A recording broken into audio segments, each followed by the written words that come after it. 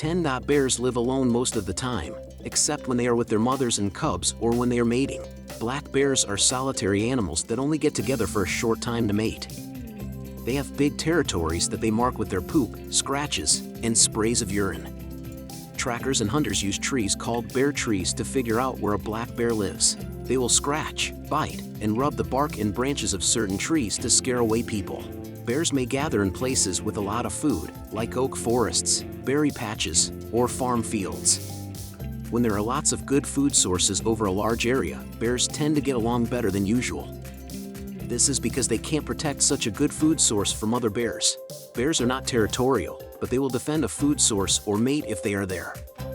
They don't patrol or protect a certain area from other bears coming in. Bears have their own space, but different animals often live in each other's space at different times. 11. Black bears don't usually stay in one place. Home range is the name for a bear's living area that has food, water, and enough cover.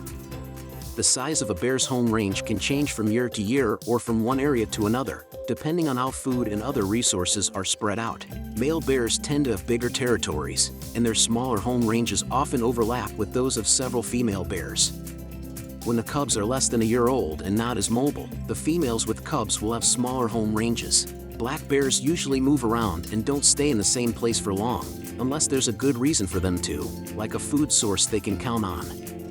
If they know they can get an easy meal there, they will go back. When it's time to hibernate, black bears don't always go back to the same place, and their dens aren't very big for how big they are.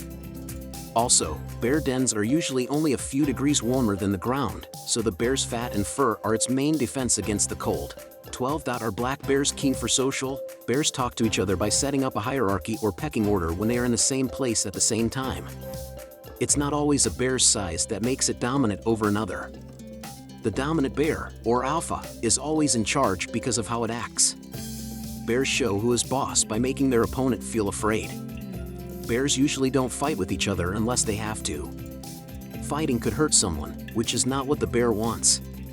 It's all about making a show. Even though bears are big and strong, a wild Minnesota black bear is usually shy and afraid of people, even if it weighs twice or 3 times as much as the average person.